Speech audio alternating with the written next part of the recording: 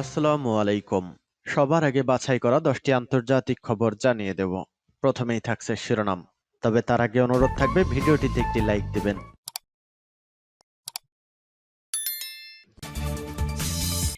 Israel ফিলিস্তিন পুরোদমে যুদ্ধ চলছে, জানিয়ে দেব আমাদের হাতে থাকা সর্বশেষ গুরুত্বপূর্ণ আপডেট। আন্তর্জাতিক সংবাদ। ইন্টারনেট বন্ধ করেও কি হামাসকে ঠেকাতে পারছে ইসরায়েল?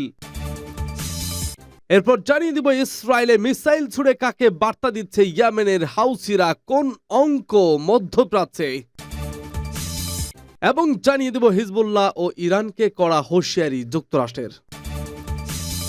আরো জানিয়ে দেব ইসরায়েলের বিরুদ্ধে মুসলিম উম্মাহকে এক হওয়ার আহ্বান হামাস প্রধানের, এবং জানিয়ে দেব ইউক্রেনের বন্দরে রাশিয়ার বোমা বর্ষণ।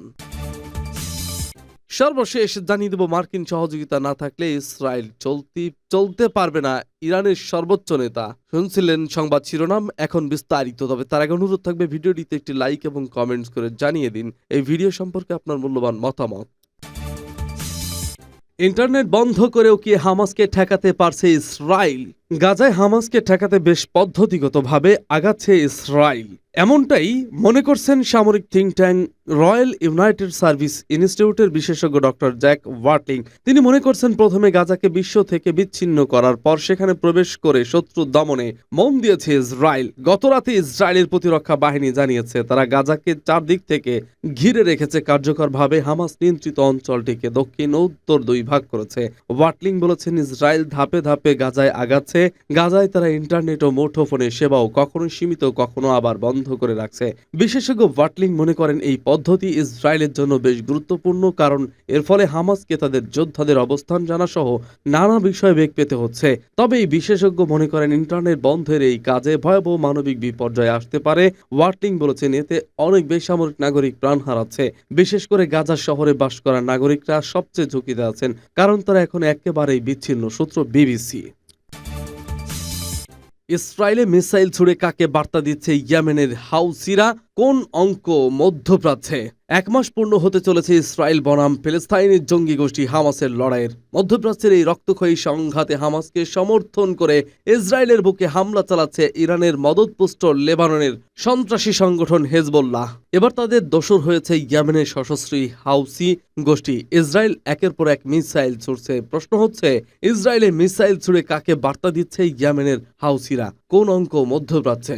আল জাজিরা সূত্রে খবর, কয়েকদিন আগে ইসরায়েলের দিকে ক্ষেপণাস্ত্র ড্রোন হামলা চালায় ইয়েমেনের সশস্ত্র হাউসি গোষ্ঠী, কিন্তু সেগুলো মার্কিন নৌসেনার দ্বারা ধ্বংস করে দেওয়া হয়। তাছাড়া ইয়েমেন থেকে ইসরায়েলের দূরত্ব 2000 কিলোমিটারেরও বেশি। হাউসিরা ভান্ডারে এতটা দূরে আঘাত আনার মতো কোনো মিসাইল নেই, ফলে মনে করা হয়েছিল আর হয়তো ইসরায়েলে হামলা করবে না তারা, কিন্তু গত মঙ্গলবার ফের মিসাইল ছেড়ে হাউসি গোষ্ঠী।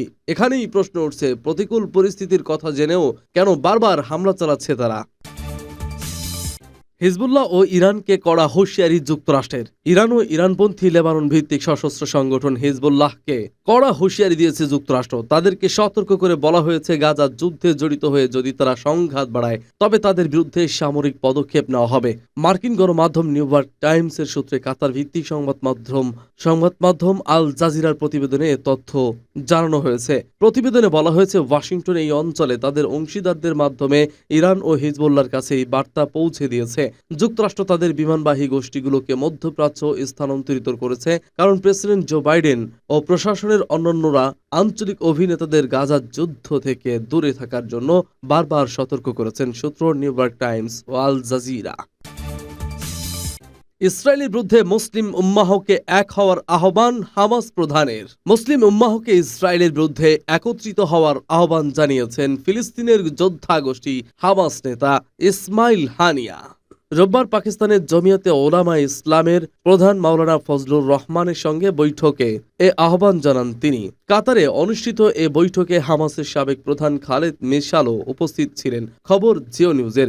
জেইউআইএফ এর মুখপাত্র আসলাম ঘোরি বলেছেন উভয় পক্ষ ফিলিস্তিন ইস্যু নিয়ে বিস্তারিত আলোচনা করেছে। আলোচনায় পাকিস্তানের এই বর্ষিয়ান রাজনীতিক হামাস নেতাদের সঙ্গে বিভিন্ন ইস্যুতে কথা বলেন। এক্সে দেওয়া পোস্টে মাওলানা ফজলুর রহমান গাজায় ইসরায়েলের নৃশংসতার প্রেক্ষিতে ফিলিস্তিনিদের প্রতি সংহতি প্রকাশ করেন। মাওলানা ফজলুর রহমান কাতারে বসে আরব নেতাদের সঙ্গে আলোচনা করে গাজায় ত্রাণ পৌঁছানোর পথ বের করার আশা করেন। বৈঠকে ইসমাইল হানিয়া ইসরায়েলের আগ্রাসনের মুখে মুসলিম উম্মাহকে একত্রিত হওয়ার আহ্বান জানান। ইউক্রেনের বন্দরে রাশিয়ার বোমাবর্ষণ। রাশিয়ান বাহিনী ইউক্রেনের বন্দর শহর ওডেসায় ক্ষেপণাস্ত্র ও ড্রোন সহ বোমাবর্ষণ চালিয়েছে। 4টি ক্ষেপণাস্ত্র ও 22টি ড্রোন অধিকৃত ক্রিমিয়া অঞ্চল থেকে ছোড়া হয়। ইউক্রেনের বিমান বাহিনী সোমবার জানায় রোববার রাতে ক্রিমিয়া থেকে এসব ক্ষেপণাস্ত্র ও ড্রোন ইউক্রেনের কৃষ্ণ সাগর বন্দরে হামলা চালায়। হামলায় অন্তত 8 জন আহত হয়েছেন, শস্যের ক্ষতি হয়েছে এবং 124 বছরের পুরনো ওডেসা ফাইন আর্টস মিউজিয়াম ক্ষতিগ্রস্ত হয়েছে। ইউক্রেনের বিমান বাহিনী বলছে 15টি শাহেদ ড্রোন এবং একটি K-59 এয়ার গাইডেড ক্ষেপণাস্ত্র ভূপাতিত করা হয়। ইউক্রেনের presidential chief staff Andrei Yermak সামাজিক যোগাযোগ মাধ্যমে ধ্বংসযজ্ঞের ছবি পোস্ট করে হামলার প্রতিশোধের অঙ্গীকার জানান।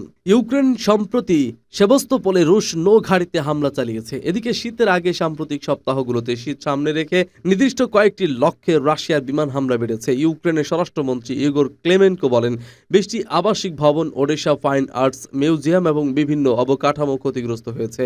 একটি গোদাম ও ট্রাকে আগুন ধরে যায়, যা পরে দ্রুত নেভানো হয়।